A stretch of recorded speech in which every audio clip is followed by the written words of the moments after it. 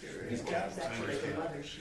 planning Yeah. commission for the city of London, so even his time on council, I just kinda wondered now that he's not on And they know council. people. He was, when I asked him, he wanted to sit, he was pretty excited. Well, yeah, I think he enjoyed it. He was pretty. He does his homework. He was a good voice down there. Because the other person, it was her first time, and she didn't. She spoke No, English, but never- it was they never broken a little. did. Okay. No, So, he was- Not very Well, confident. it's 7 o'clock, so we'll call the meeting to order. Any additions to the agenda? If not, somebody wish to move the agenda as presented, Richard? Any discussion on Richard's motion? Hearing none, I'll call the question, those in favor? Opposed, seeing none is carried. Moving on to the minutes of the regular meeting of December the 8th. Any errors, omissions, questions? I'll move them. Okay, Judy moves them. Any discussion on Judy's motion? Hearing none, I'll call the question. Those in favor? Opposed? Seeing none, it's carried unanimously. Okay, moving on to the committee of the whole. So moved. December 11th, moved by Dwayne. Any discussion on Dwayne's motion? Hearing none, call the question. Those in favor? Opposed? Seeing none, it's carried unanimously. Okay, now we have a delegation. We have Mason, so the floor is yours. Your partner in crime's not here yet, so if he doesn't get here, so you can say what you like. Especially about Pat. Yes, I don't try to speak bad about that. I think that was 2019, was it? Was. 2019, Pat and I and Paul Carew and others came in front of council and proposed an idea to have the nemesis of your enterprise created at some location in town. And since that time, a location south of town where that open area is, where the sign is, that was sort of picked if that would be the most favorable spot for it. And since then, there's been an effort made to fundraise capital to make that happen. It has not gone well over the since that time. Got to a point where it was somewhat stagnant, and we had $3,766.81 sitting in a bank account, doing nothing. So the decision was made, let's turn that funds over to the town. And that has been done.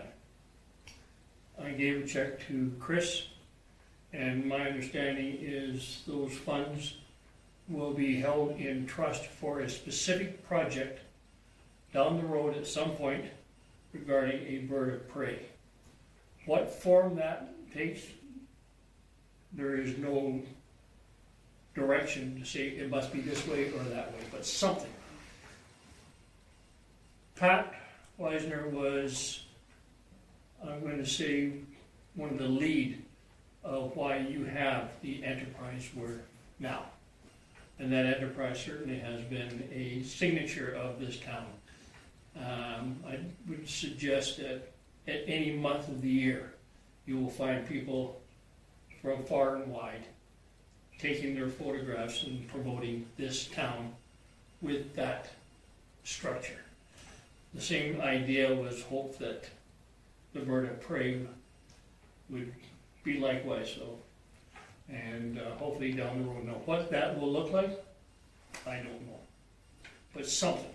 So that is in the hands of the town or some other committee that wants to pick it up. But that $3,700 and change is for the town to use as seed money or a project or whatever. So, and the reason that I chose to come before you is that we came before you those many years ago, and now the book is now being closed. So that's why I'm here for that. Did you ever have a guesstimate of what you were kind of looking to raise? It would be certainly looking at least close to 6 figures, really, the reality of that. No specific number. Of course, since then, the manufacturer, Gary, has since passed. Yeah. And there just wasn't anything to really pick up that, let's go and do this.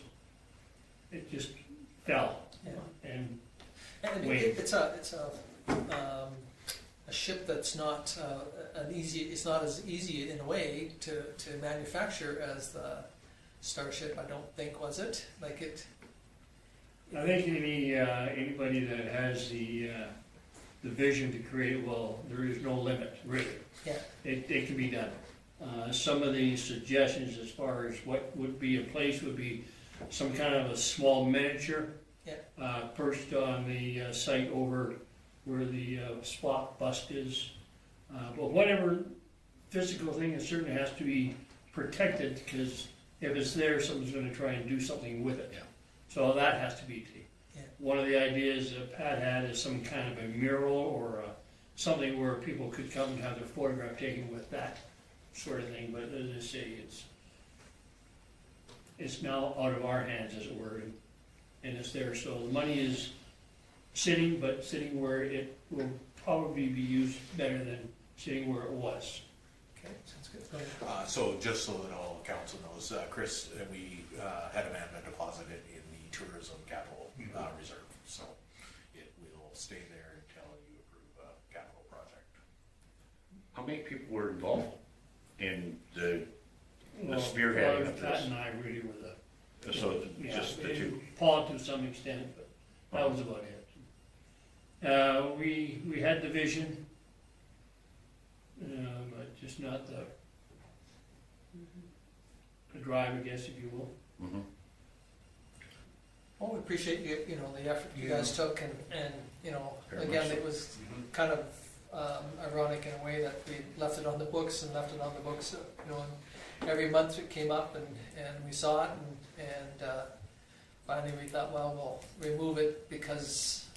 We can take the dog tag off the page now. Yeah, so we did. Now all of a sudden it's kind of come to the Recorded in end. the minutes now. But anyway, we do deeply appreciate the efforts that you guys took to try and promote it and move it forward. And unfortunately, it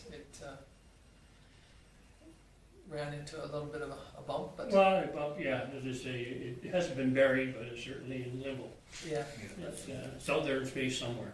yeah, and who knows, we might capture it and bring it back one of these days. Yeah, someone might come across and have a vision of it. That's Yeah. right. Well, we appreciate that again, like, you know, like you said, you and Pat and some of the ones that have been around and have been promoting it and pushing it, so thank you.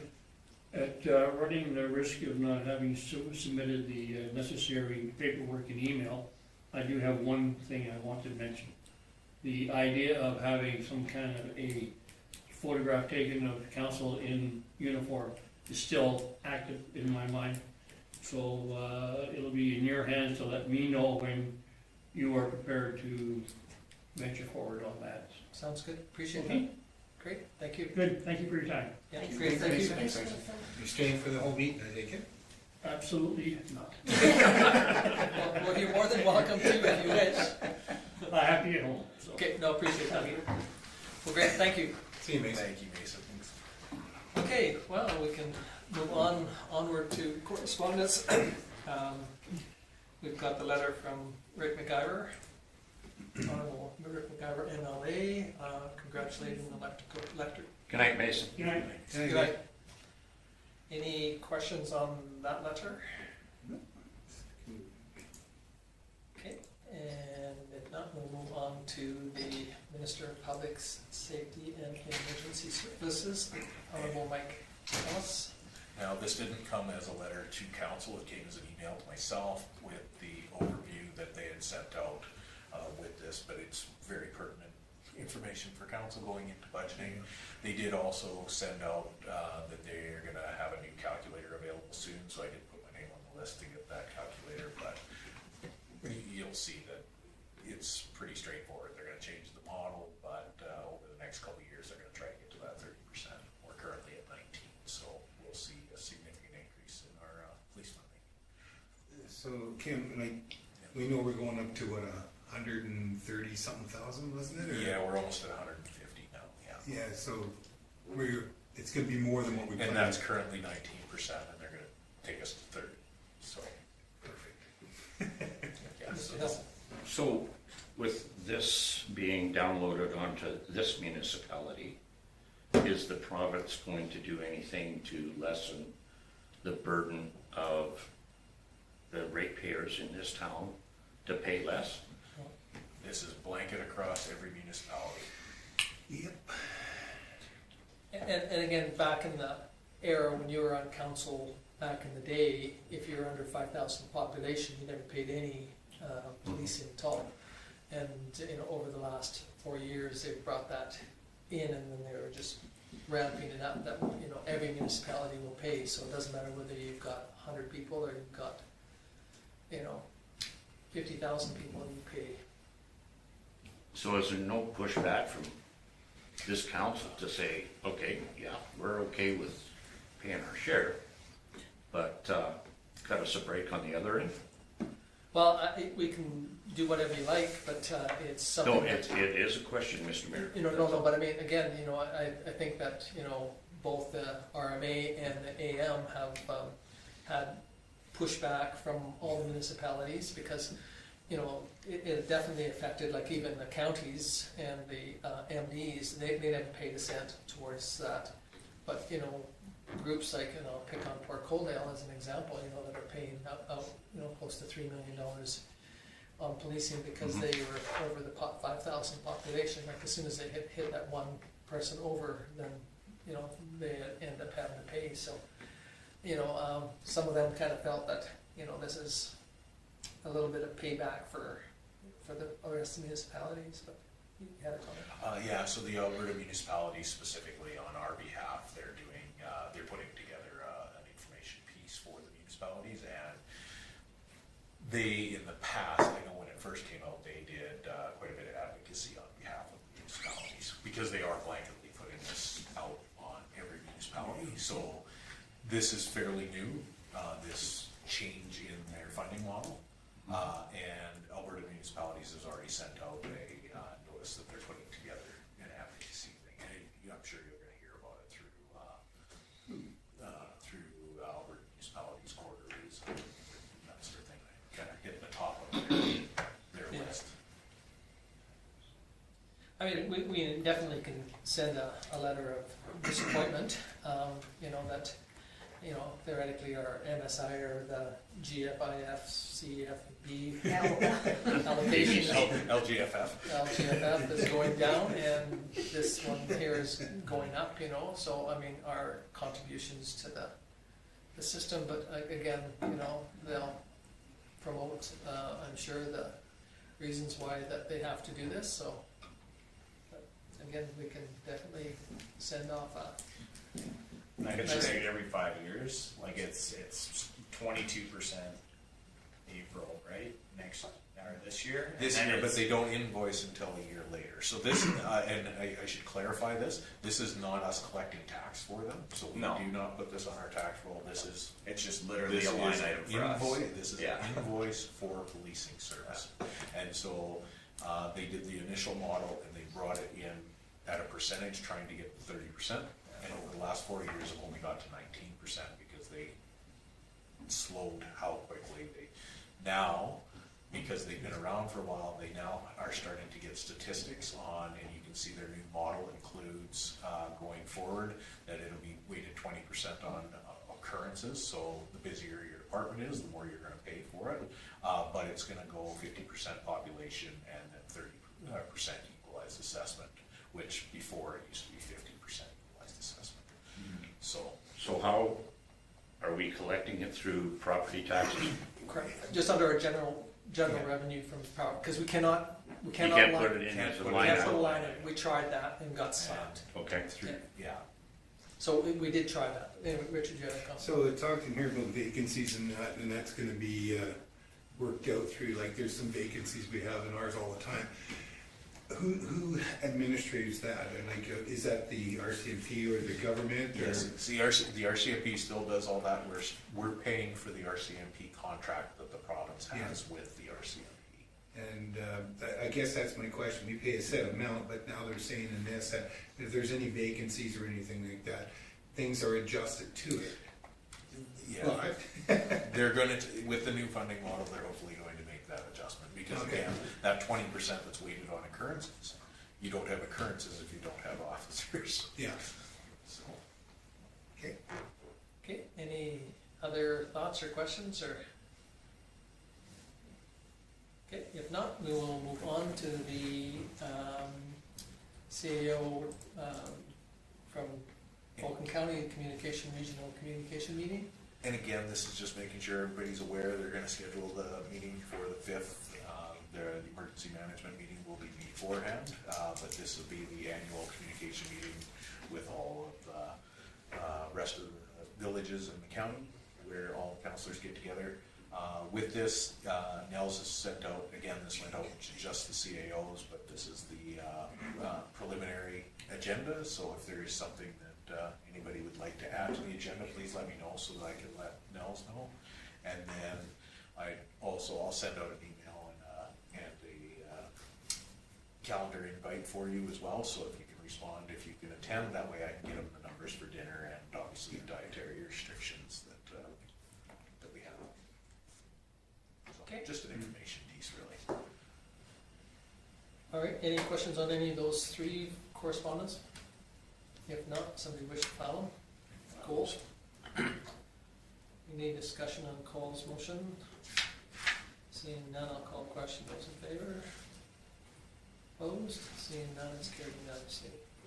Okay, moving on to bylaws and policies, because every year we have to renew our borrowing bylaw. So this is one that, So a normal, for those that aren't aware of our process, a normal borrowing bylaw for a specific item needs to be given 3 readings, but you also have to do a public hearing for it. This is an annual borrowing bylaw that facilitates our line of credit and our credit cards. And it does not require, so you can do all 3 readings in one meeting, and we do the same one from ATV every year.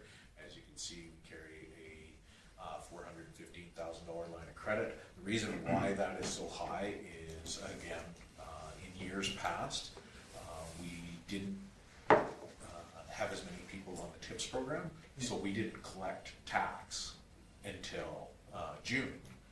And so we needed that line of credit so that we could operate it. We haven't touched that line of credit in a few years, but again, from a safety standpoint, having that line of credit is well worth putting the bylaw together, should you require it. okay, I'll make a recommendation that council give first reading of bylaw number 1532-26, the 2026 municipal borrowing bylaw. okay, so Richard's given notice of first reading. Any discussion on Richard's motion? Hearing none, I'll call the question in favor. Opposed? Seeing none, it's carried unanimously. Second, Judy?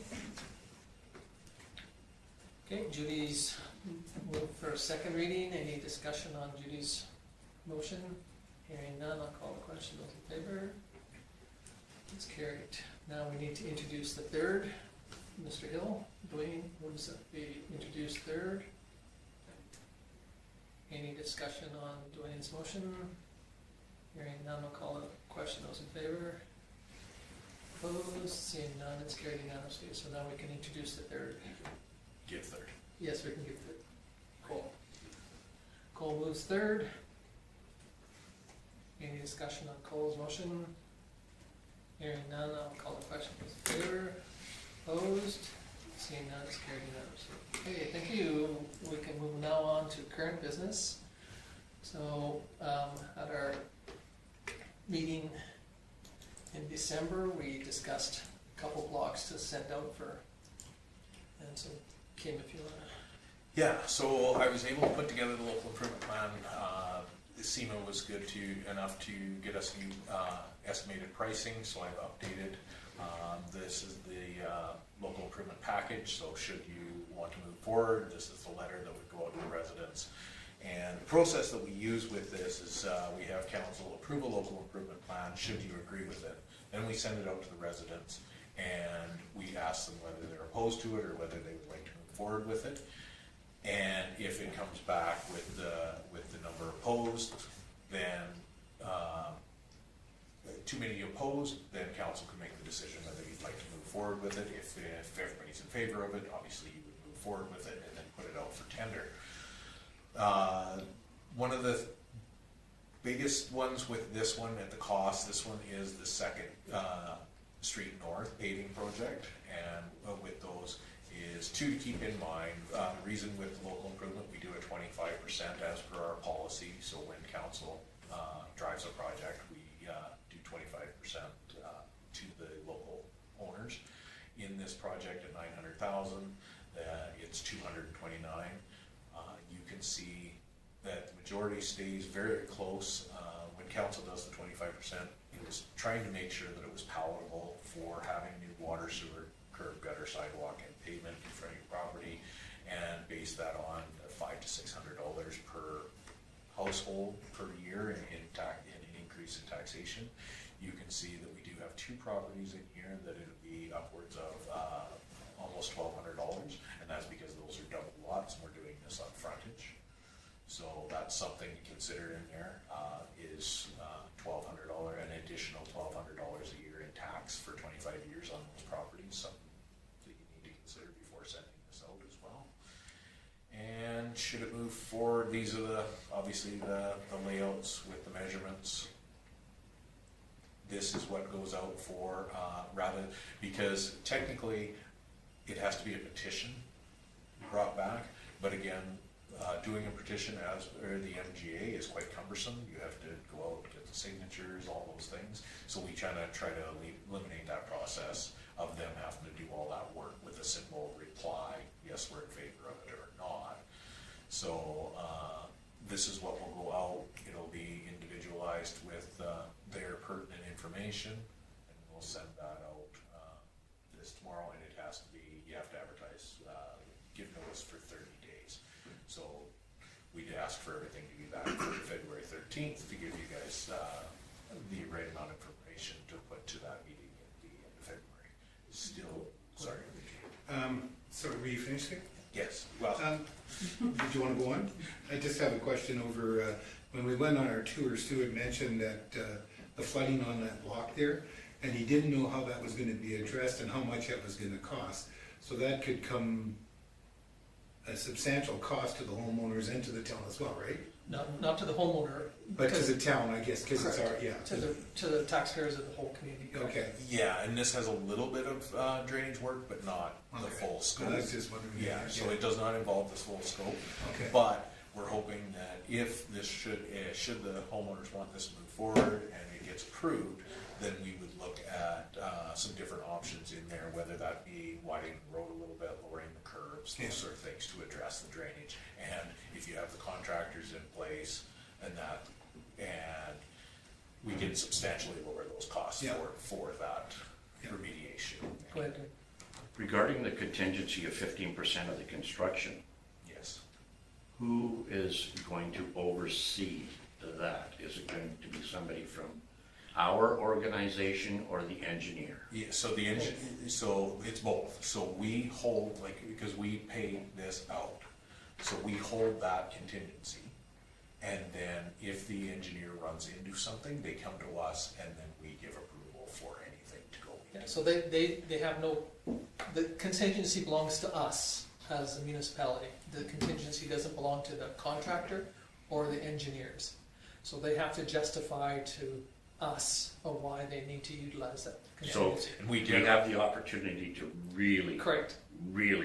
put And- them under the microscope when it comes to this, correct? Oh, yes, Right. absolutely. And in the past jobs that we've done, we've hardly ever gotten into the contingency, knock on wood. And even on one block that, potentially had some major issues, the engineers ended up having to pick up the cost because of it was a Calculation error. calculation error on their behalf, and they admitted it and they paid for it. Because I'm looking at $106,976.25 of contingency is a lot of money Correct. in case they make a mistake. Now, and again, And- also, I'm going back to when the sewage lagoons were done. yes, and again, we haven't had an issue since that, ever. in any of the ones that we've done. Yeah, so one of the things we do with the contingency side is, again, we tender this out and we pay out on the engineers. So, the last time we went into, contingency was on the industrial subdivision, and it was for some moving of some loan and a delay on the project. And we brought that back to council.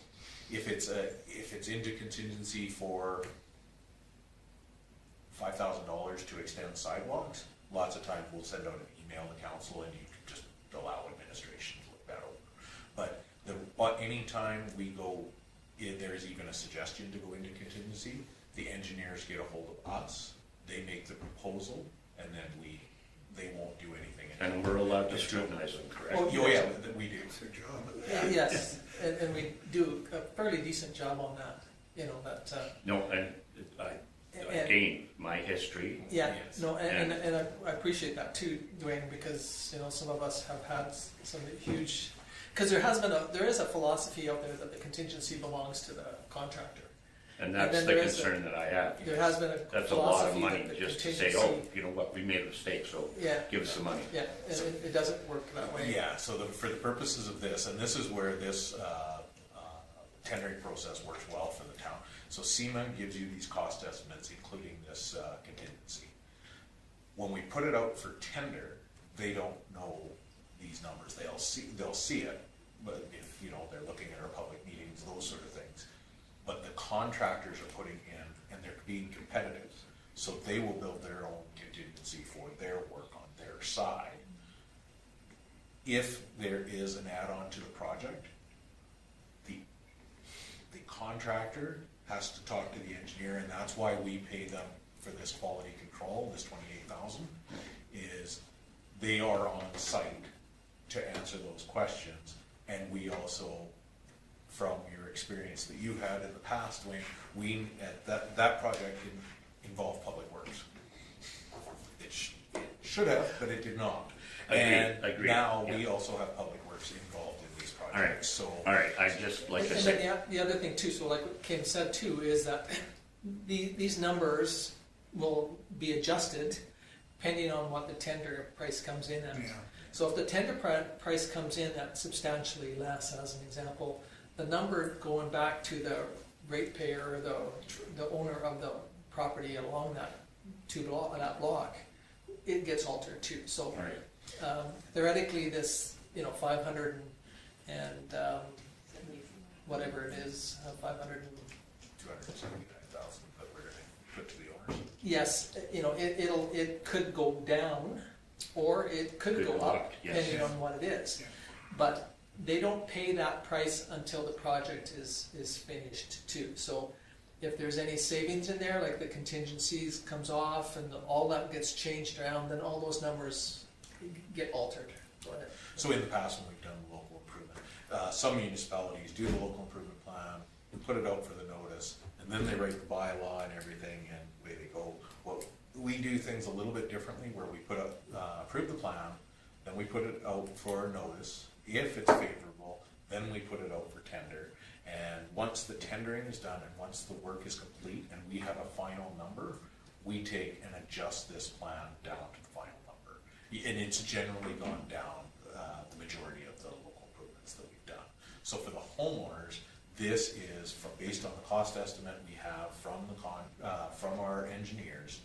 This is the highest cost that this all right. It No, should be. it should be.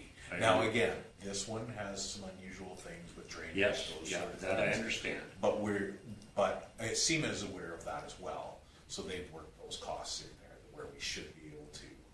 And the other thing that we have to contemplate too is that we've got another one coming up on 3rd Street South.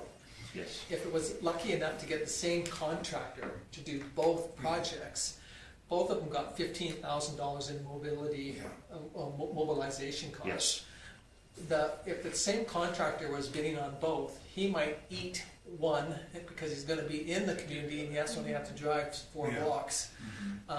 So that I understand, yeah. so theoretically, it would affect both. So, the numbers, how they are gonna be calculated out, might be different, but yet, you know, we still wanna keep them two separate contracts because one might not go through and one might go through. So, Okay. I think you still need to anticipate that $15,000 in mobilization costs in both, and then hope that they both projects go at the same time. That's partly why, you know, council of the past have gone to a two-block philosophy of doing it, so that we didn't have that mobilization on, you know, just one block this year and one block next year. We put them all in one, and, you know, we're able to save some costs. So to the ratepayers, or to the landowners, or to our ratepayers of the total community, you know, we're trying to get the best bang for our buck by, you know, potentially doing both at the same time. And again, like Kim says, unfortunately, some of these people, and when we go into the next one, you know, you'll see one person has a big lot, so they are paying on frontage. Yes. And again, we're very fortunate, we do have in our, you know, budgeting that we've done in the past years, this is tax or interest-free money to these people for 25 years. Because we're self-funding it. So we're not going out and borrowing the money to do this. But what it does do is it tightens our hands on, you know, other potential projects, because so anyway, go ahead. So the biggest thing inside here is this is the local improvement plan. This is what you're looking at doing for project. Are the numbers that you're seeing, looking at, you know, if this was your house, is this a palatable number? Because this number here is the increase in taxes to each one of these individuals, 575. On average, it'll be 575. On the TIPS program, that's $50 a month. Cool. With the local improvement plan, has there ever been issues where there's like a group or a block that don't want any Yeah. improvement? Yes. Yeah. You've had, so So what the would be projects- like, is it 80% of the time it generally passes, or would it be? We've only had one fail where Okay. council didn't move forward with it, and that was, it was unanimous from the property owners, and it was Jameson Road. Yep. They came along.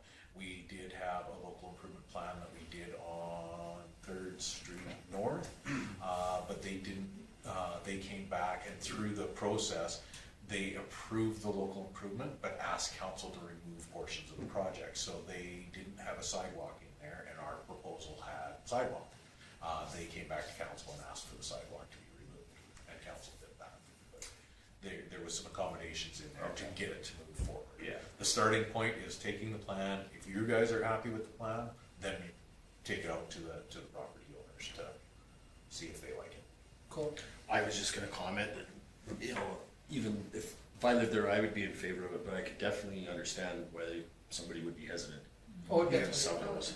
And that's what we kind of semi-talked about, is that, you know, potentially there could be some along that block that would say, no, we're not interested. And then again, you know, the 25% really only is covering the deeps, you know, the water and sewer. Has nothing to do with the sub-base or the sidewalks or the paving or the curb and gutter, the drainage issues. You know, those are being picked up by the, you know, taxpayers of the whole community. But unfortunately, you know, everybody that should have watched any news since December the 30th on what's going on in the city of Calgary should realize that, you know, you need to look at your infrastructure that's below the ground, because it's not warm and fuzzy and sexy, because you can't touch it, see it, or hear it until it gives you some issues. And this is proactive, because we've had so much problem, especially on 3rd Street North. Yes. We've had more problems on 3rd Street, or 2nd Street North than we've had on 3rd, but 3rd is another ticking Well, time. there has been problems there in the past with But not, backup, not like 2nd Street not like North. 2nd Street. I mean, Yes. like I said to Stu, I said, when they dig this one up there, he's gonna have enough couplers for the next 100 years, because they're almost touching each other. Yeah. But We've pulled out so many chunks of that main line, and half of it's new on one section. anyway, so, Mobilization costs, is that just the Those- equipment or material, everything? That's, It's everything. yeah, and again, these are SEMA's Yeah, estimates. the reason I'm for- asking, I see on underground and surface, they're charging 15,000 on each one. Yeah, Yeah, so it's 30 grand in mobilization Yeah. for this project, and keep in mind it'll be the same on the next project as Yeah, well. that's kind of. And that's the idea, if we Yeah. put it together, we can expect to see savings on that side, because somebody putting in a competitive bid Yeah. isn't going to put $30,000 mobilization per project. They're gonna put 30,000 for the entire project. So if the same contractor gets both projects, we can request or demand that one of those, No, when they'll put in the tender prices, so They'll calculate out what they believe they need to get, if they get one or both, and all right, and then they come back, and it comes back to us. We get another. we get the final say, correct? Yeah. Correct.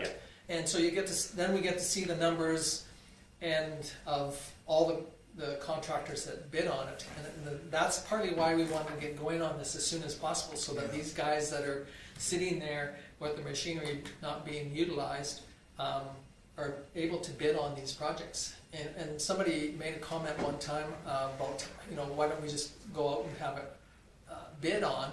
And because a lot of these companies will spend $5,000 to $10,000 in bidding on this project to get the numbers correct and calculate what it's going to cost them to get it, and calculate when they're going to come, and they'll put in there when they're anticipating the start and finish. And so, it'll all be weighed by administration and public works and the engineers.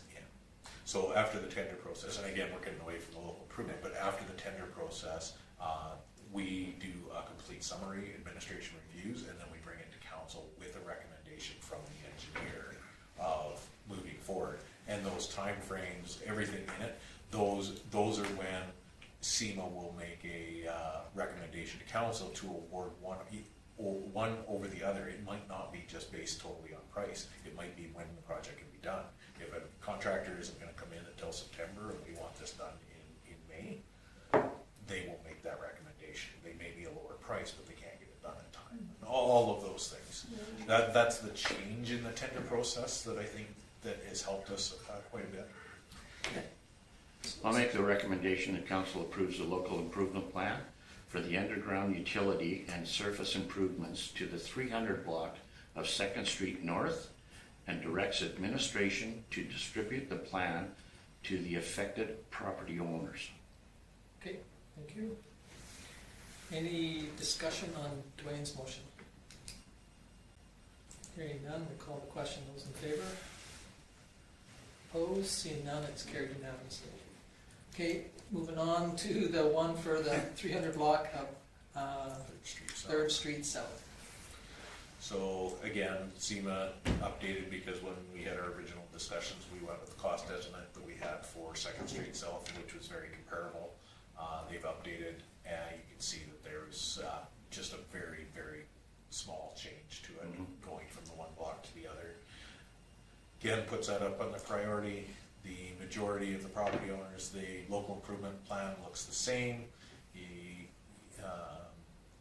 We only have one double lot in here, so that's the most significant, but you can see the costs are significantly lower, being 192,000 from the 200 of the other. The overall cost being 789,000. So most is a double lot. The most expensive local improvement on that is 961 per year. So. Dwayne? Recommendation that council approves the local improvement plan for this underground utility and surface improvements to the 300 block of 3rd Street South, and directs administration to distribute the plan to the affected property owners. Okay, thank you. Any discussion on Dwayne's motion? Okay, hearing none, we'll call the question. Those in favor? Opposed? Seeing none, it's carried unanimously. Thank you.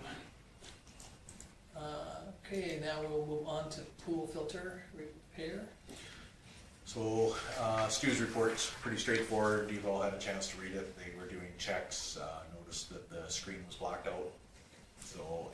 So they found out that that was a common issue with that specific year of filters. So they have an update and a new programmer for it. Of course, there's only one dealer for it in Canada, out of Vancouver.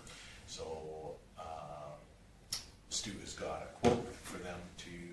replace the controller and to do the programming, and recommendation is to pull that from the pool capital reserve, which we have funds in, and then should we have a surplus in 2025, we'll replenish those funds, because we do try to keep $20,000 in that account specifically for emergency repairs. Was there no warranty on that? Or is it passed? It's part of that package, and that's passed. It's passed, okay. Mr. Richard.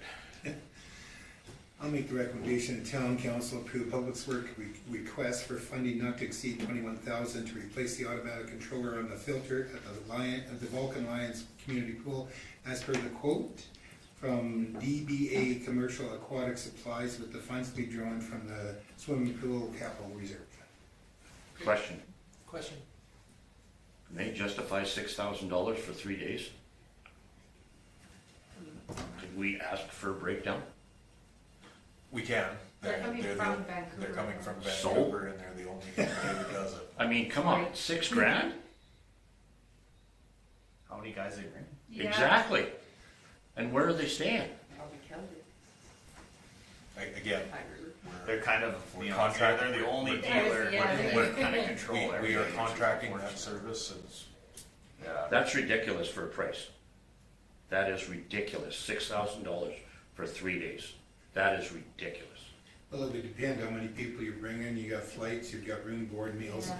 there's a lot. You Doesn't matter, Richard. Well, it In doesn't today's matter. day and You age, should know that, Dwayne. It you're doesn't gonna matter. know that people are gonna squawk at that. And I feel that I need to squawk at Well, $6,000 that's fine, but for I mean, 3 days. unless That's we have ridiculous. the specifics, it's hard do to we say. know how That's why I asked for a breakdown. no, we have this quote, same, Okay, that's it. you're seeing Okay. the exact quote that we have. Oh, okay, Yeah. okay. I'm not opposed to it. I just would prefer to see a breakdown. How they can justify $6,000. I can have Stu bring that up when he's talking to about that. And verbal communication would be fine. Thank you, sir. Okay, so any other discussion? So we have a motion on the floor from Richard to move forward. No more discussion, I'll call the question on favor. Opposed, seeing none, it's carried. Richard? Did you? Yes, I Yep. pushed my button too. Sorry, I didn't see your hand, Yeah, sorry. so it's carried Dwayne unanimously. talked me out of it. Okay, thank you. Moving on to committee of the whole meeting. So this is pretty straightforward. This is for the planning sessions that we do normally in a retreat setting. We have checked with the Canalta Hotel in High River. Previously, we've done this in Lethbridge, Calgary, and Chris mentioned that he's got a good working relationship with the Canalta in High River because of our larger events. We've had to put folks up there, and they give us a preferred rate. So it was suggested that possibly we do that based on hotel location to restaurants, those sort of things. Again, with this, the reason why we do the remote location is to tie council together for 2 days. So even after the meetings are done, having meals together, going back and to the meeting room, sharing discussion on the days, the things, those sort of things. So if council would like to continue moving that way, then we can move forward with the recommendation for those days. Should we have in the past through COVID, some of those other things where council didn't want to go away to a hotel with time commitments, work commitments, those sort of things, we can do it here in council chambers as well. It does save some money doing it that way, but you also don't get the same attention that you would when you do the retreat style. Yeah, when we did the other ones in the past, we anticipate that all councillors would come back and have a discussion in the evening.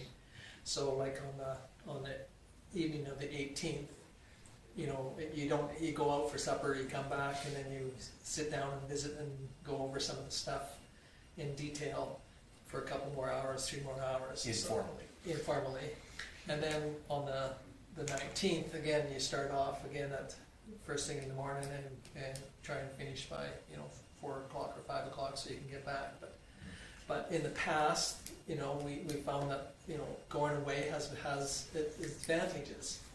But if we're not gonna anticipate that we're gonna come back and participate in an evening session, we might as well save our money and Yeah. just stay home and, you know, so you gotta anticipate that the 18th, that evening, that you're gonna spend another 2 to 3 hours informally going over some of the stuff that we had talked about and So the way we schedule it is the first day is all of our consultants, our auditors, our engineers, our assessor, they all come in, plus all of the department heads.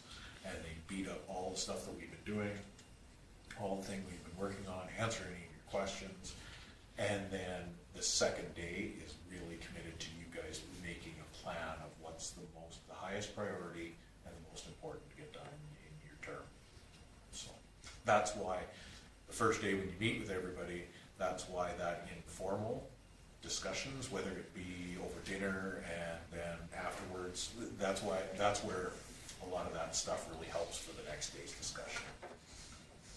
you know, and again, like Kim said, you know, since Kim's been around, we've only been to, you know, theoretically Lethbridge and Calgary and done them here. Some of you, I've been to Waterton, Banff, Little Lake McGregor Country Estate, I remember that one.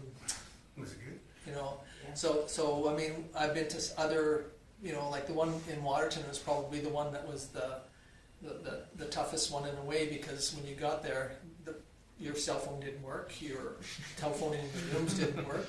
You know, the beds, you know, you had to put a brick under one side to keep the bed level, but the buildings are down now since I was there. But again, you know, like you were there to be there type thing. Yeah. The one in Banff wasn't quite as tight of a schedule, but again, you know, when you go that distance, you want to make sure that you know, offer your ratepayers of the community the biggest bang for your buck. And so that's why Kim and I, when we were talking about this, thinking, well, you know, maybe if we're not willing to commit to the evening session, maybe we should cut it off and just stay here, and then we don't have our staff and our, you know, people going out. But on the other hand, quite often we got a lot done in a couple hours in the evening of, you know, just sitting around and unofficially debating and discussing some of the stuff that went on during that session, and then the next day you went on it. Cool.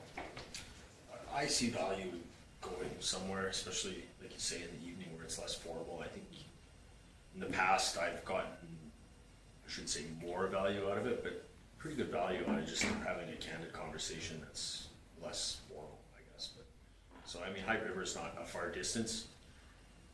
I would be in favor of doing that. And again, you know, it's something that, like Kim says, this helps the administration set the directions, you know, theoretically for us for the next 4 years. Every year we get a chance to review it and say, is this the direction we want to go? But on the other hand, you get to listen to, you know, the auditors, the engineers themselves, our department heads, and give their And to that, I checked with these dates with all of our consultants, and they're all available. Looking forward to meeting with council wherever that happens to be. cool. Was Nashville booked up? Or? Dollywood. I checked the Bahamas, they had rooms, it was a little pricey to get down there. How about $6,000? $6,000, we could go to Vancouver. Now that I could justify. Sure. So again, you know, it's open, you know, for a discussion on what direction you want to go, because, like I said, there's pros and cons to both, and I'm not trying to, you know, it's just I know in the past, you know, we've had some great discussions into the evenings and just sitting around and getting away from our daily life in the community and Dedicated to the town. and you know, you dedicate that time to the town. So, but it's up to you guys. You're the ones that have to make this decision too. So, Done. Judy. I'll make the recommendation that council approve a committee of the whole meeting to be scheduled for February 18th and 19th, 2026 at the meeting room of the Canal Hotel in High River for the purpose of reviewing information and providing feedback to assist in the drafting of a new strategic planning document for the town of Vulcan. Just like you wrote it. Yep. Appreciate that. And tongue got in the way. Strategic. Okay, any, go ahead. Sorry, what days of the week is that? Tuesday, Wednesday, Thursday. Okay.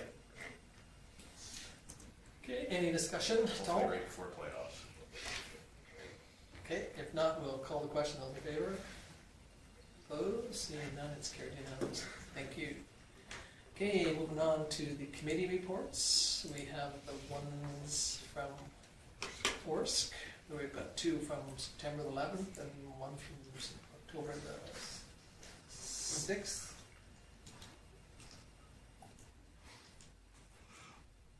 Any discussion on the September the 11th one? Just the not coming out of closed. Yeah. Okay, and then October the 6th.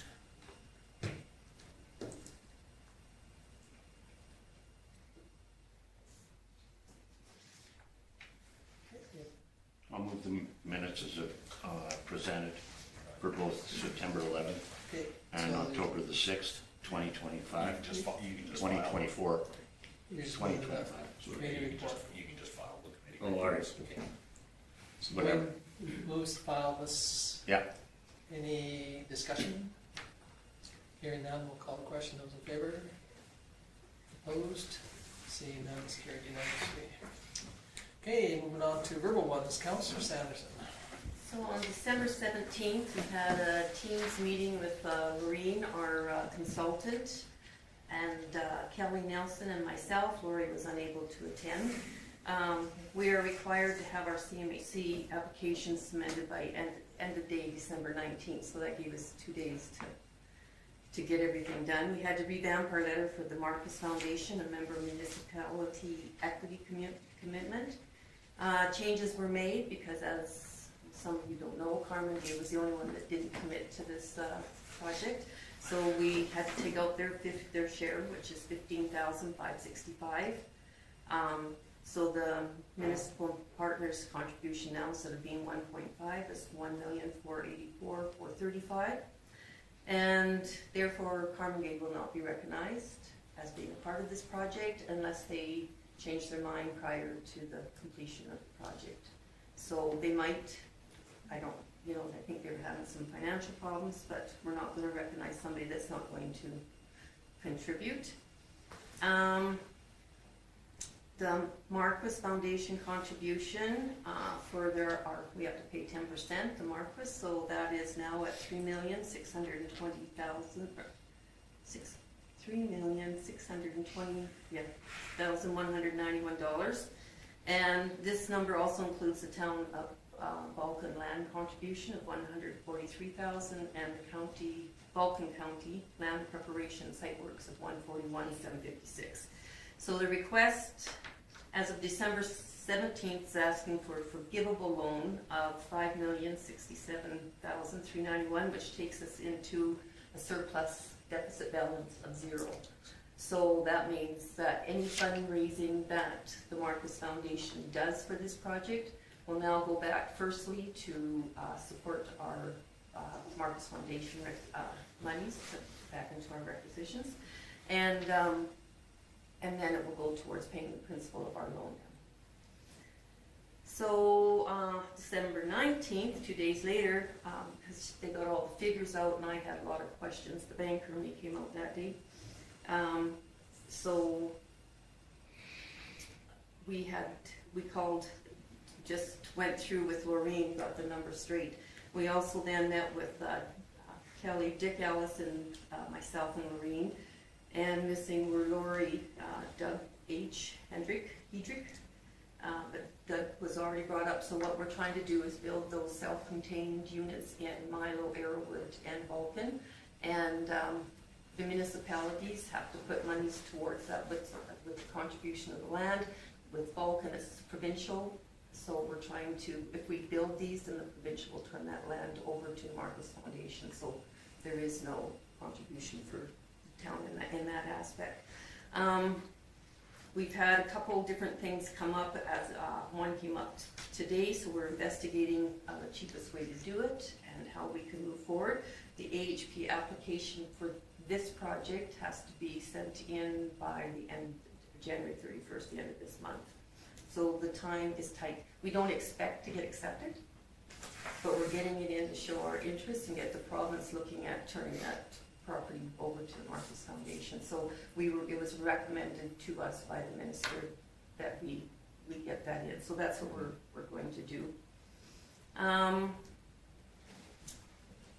And Dick Ellis, Doug Hedrick, and Kevin Stevenson are going to be the subcommittee, the building committee, because there's no way that we can look after everything. And again, it all depends on what happens with the lodge. Whether that goes forward, then that'll put a stall on those, unless those villages come up with the money, and Milo's very proactive, and they might, and then we can go ahead with their self-contained, right? January 7th, I got an email that was urgent, CMHC additional request that was needed. I came in at 2:12. We needed it before the end of day, so I emailed it directly. I thought Kim was on holidays. I sent it to Kim and Rita and told them what I needed.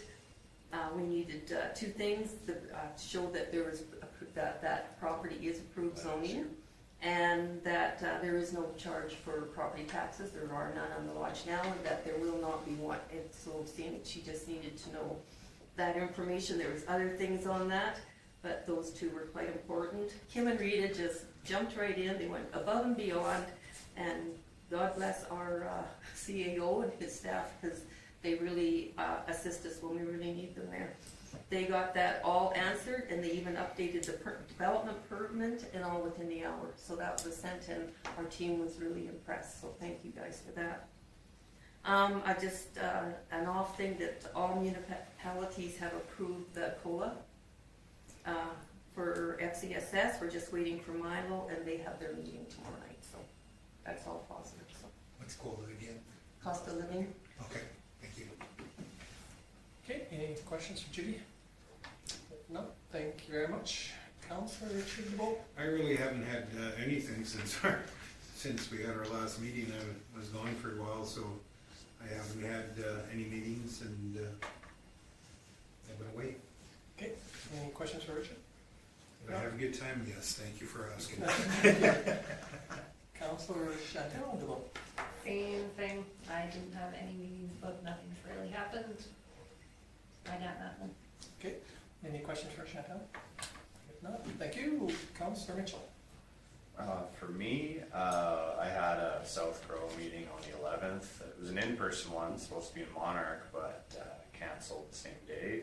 I was seeing a client in Coldhurst at the time because I thought I could figure it out, and then they sent out an email saying it's canceled and don't bother coming.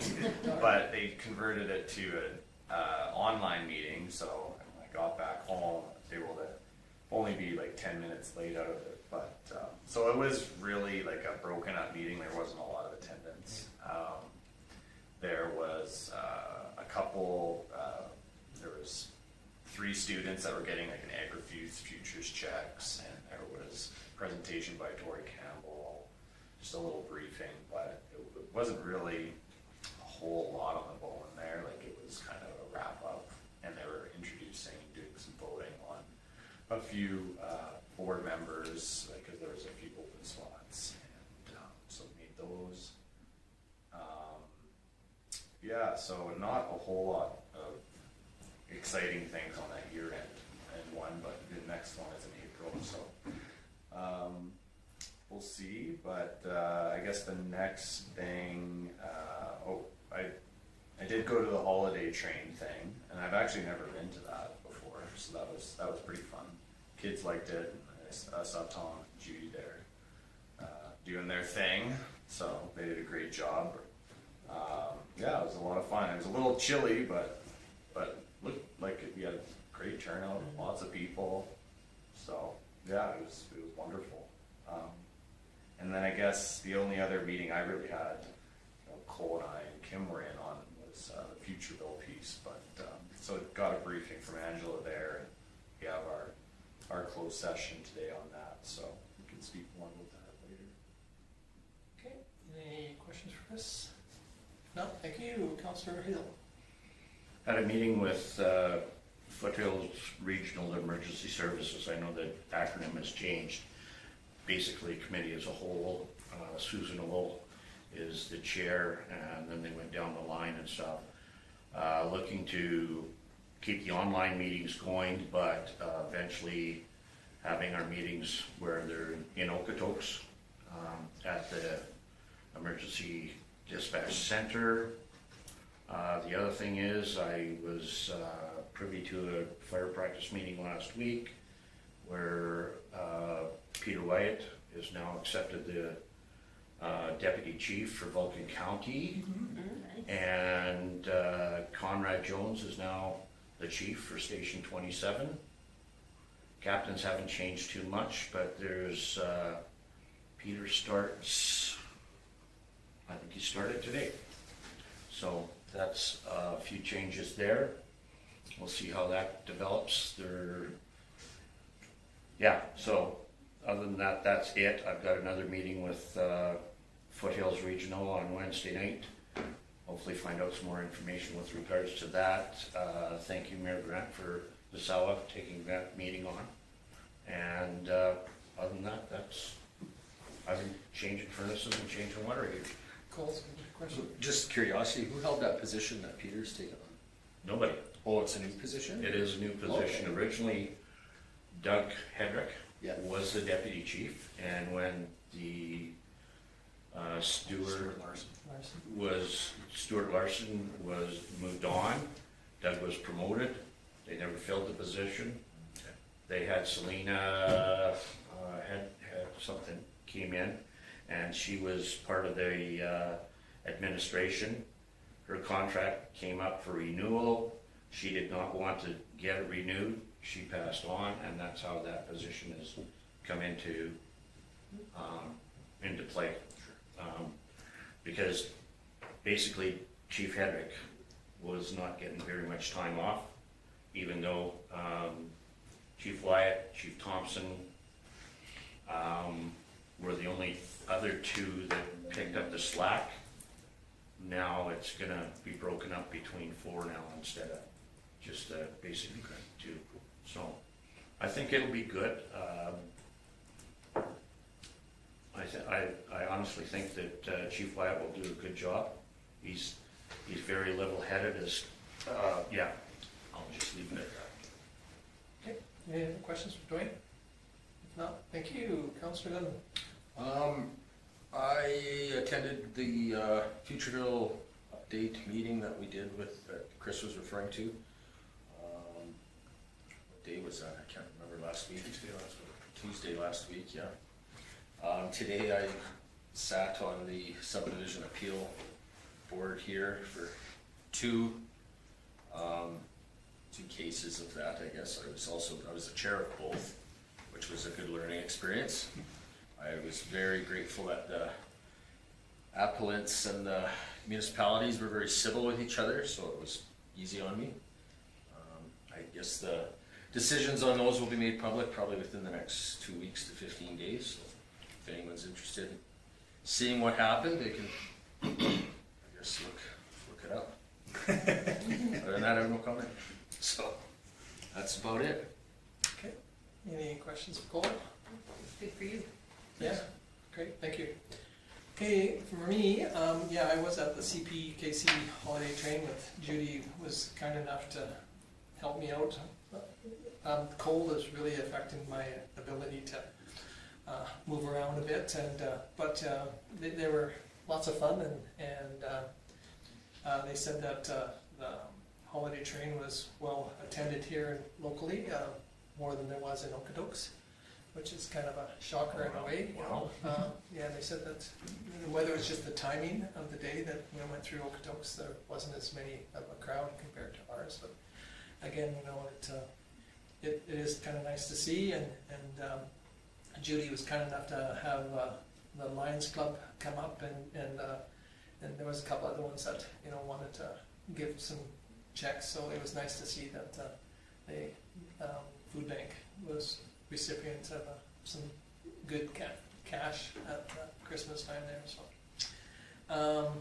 I also went to that public meeting for the cellular tower, so it comes up tomorrow at the meeting tomorrow.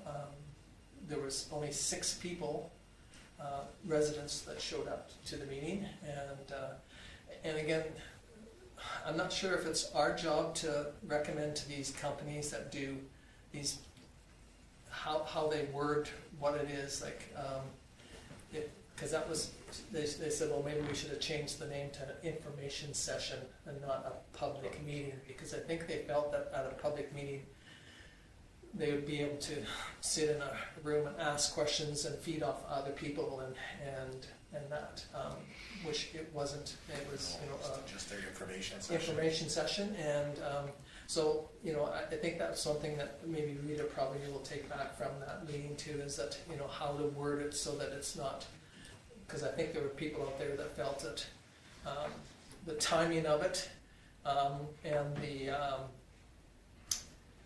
both the timing of the day of the week and the time of the day was in the favor of the cellular company and not of the ratepayers in the community, and yet out of the 6, only 2 of them were willing to give a written answer some written questions. So on one hand, the other 4, one, I don't think you'll ever be able to satisfy if you put that cell tower, you know, 200 feet underneath the ground.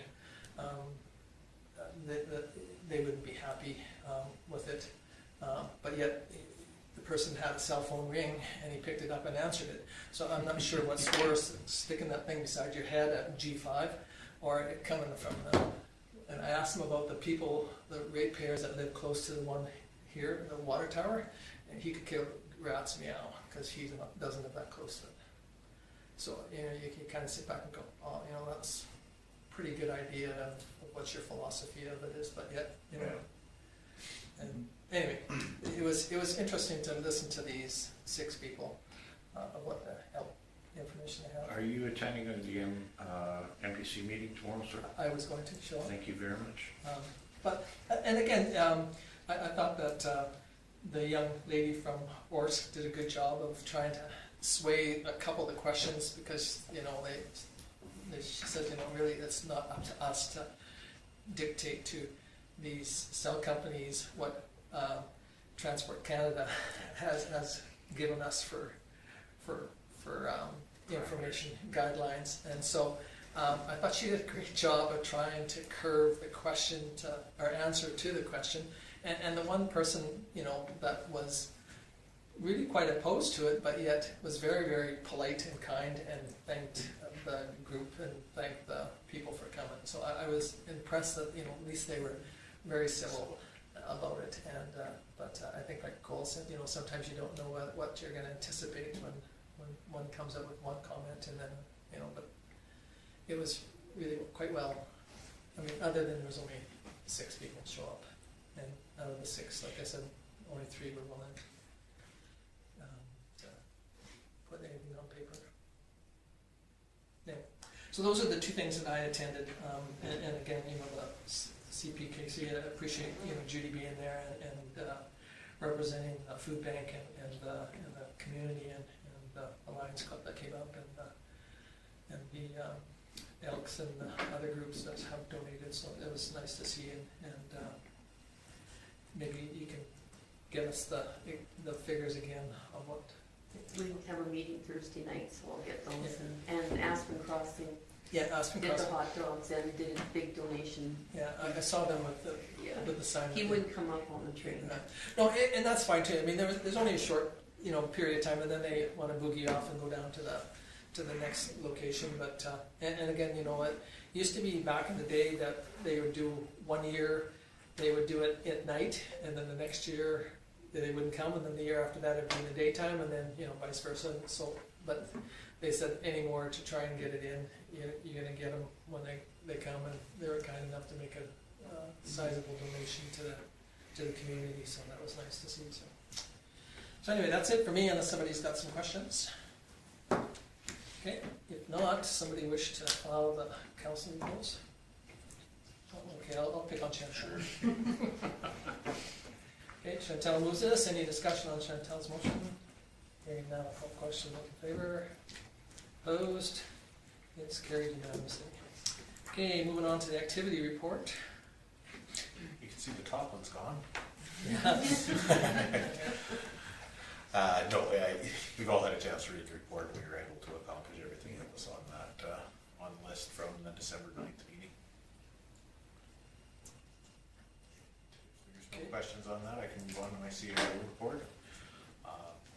Pretty short one. I was away for 3 Way weeks. too long. 3 weeks in there, and no shortage of work when I got back. So I'm glad to say that I was welcomed back, because there was emails waiting and a local improvement plan that for the new councillors that usually takes me 6 months to put together. So being able to do that in a week made me pretty proud of myself.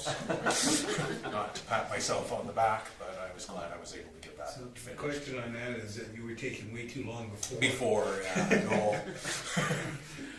No, this is a little bit of a, and again, 6 months to do the whole local improvement, not.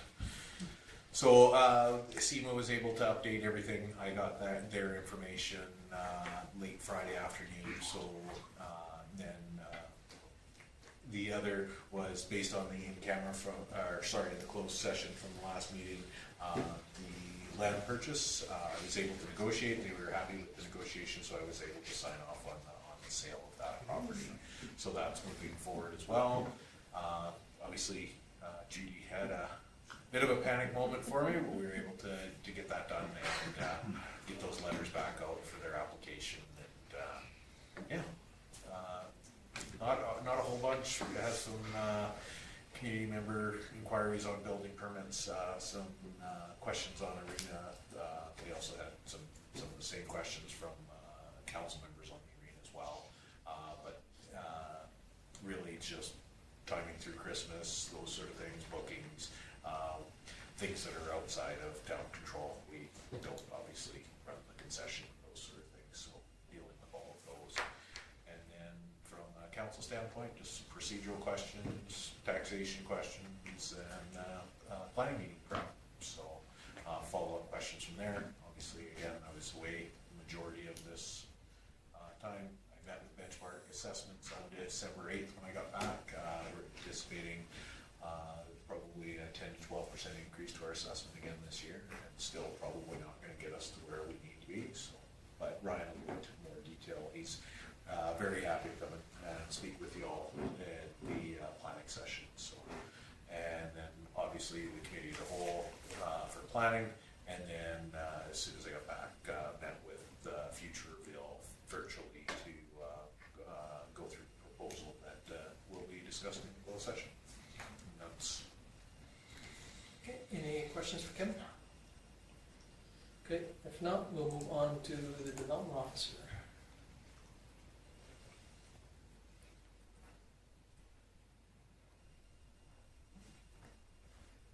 Okay, short and sweet. Any questions on Rita's? If not, we'll move on to Public Works.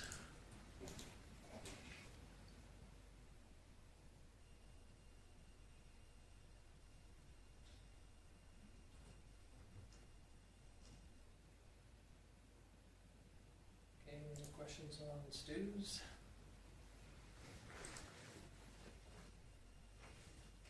Okay, if not, we'll move on to Community Services. There's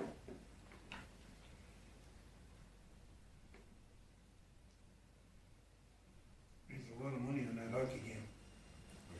And well, The one donation, I believe it was nutrient for fertilizer, was a big ticket item. Went for 15,000. oh, awesome. That's awesome. I was, when I it says, you know, for bleacher repairs, I would have thought that repairs and maintenance should be part of the Palliser's job, but, pardon? That's what I thought. But, you know, I mean, again, you know, it might be just in the way they worded it, and not really and truly that the $22,000 is gonna go to repair the bleachers, but. My understanding is they're doing the pulleys because they don't pull out as, so they're redoing those, is what my understanding, I'm not sure that. Thought I was told there was some electrical issues as well. That's what I heard. Yeah, well, it is electric, I mean, it's, you know, you plug it in and the whole thing pulls out, but again, still, $22,000 would have paid for a brand new set of bleachers, It's when you they know, were put in. when they were put in 5 years ago. Wire them on a switch and put a lock over it. But anyway, that's not my problem. Yeah. It's, I hear you though.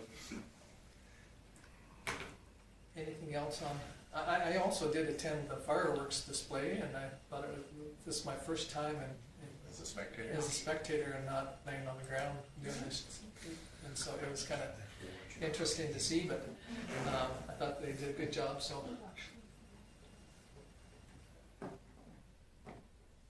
And again, we went to just a little bit of the rest of it, and it looked like they were having fun, so.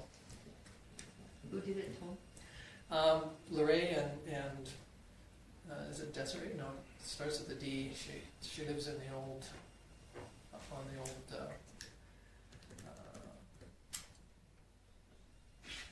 on the road going out to past Groves. It's just past Groves. She lives on the east side of the road there. Okay, Or south side of the road. yeah, Can't remember her name, but yeah, I can't either, I know who you're talking about. anyway, they did a good job, the two girls, so. And it's nice to see the fire department participate with the fire pit and. Anything else on Chris's? Okay, if not, I will move on to bylaw.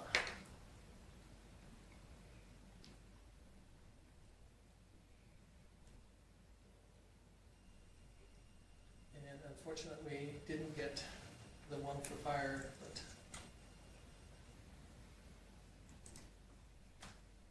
Okay, any questions on any of those? If not, somebody wish to, Chris? Chris moves the administrative reports. Any discussion on Chris's motion? Hearing none, I'll call a question in favor.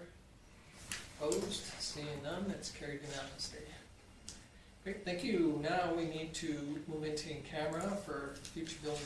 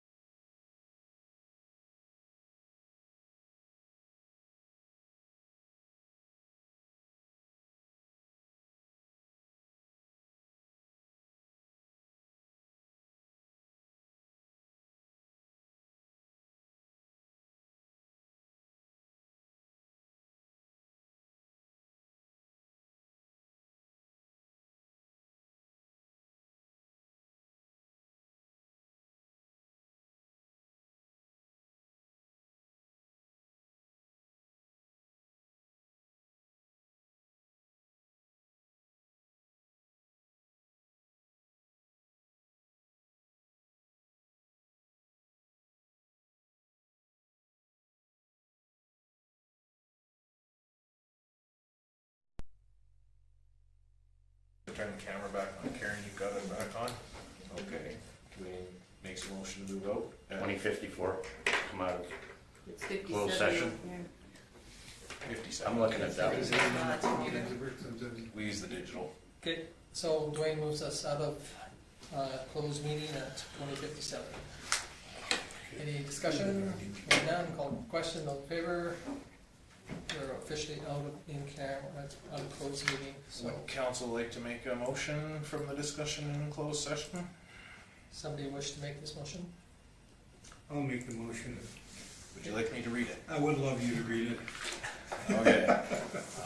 Motion being that council approves the future bill request to draw $250,000 from the funds held in the Prairie Vista Reserve as a condition of the original purchase agreement for the purpose of developing a new area structure plan, development agreement, and marketing assets, and direct administration to engage North and Company to draft the necessary amendment to the conditions of the purchase agreement to facilitate this request.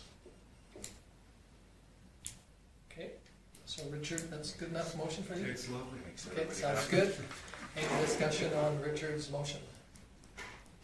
Hearing none, I will call the question. In favor? Opposed? Seeing none, it's carried unanimously. I need another motion. Oh, That girl. You have to be quicker, she's fast. Next time I'll hold her arm down. okay. All in favor? We are officially adjourned. Thank you very much, everybody.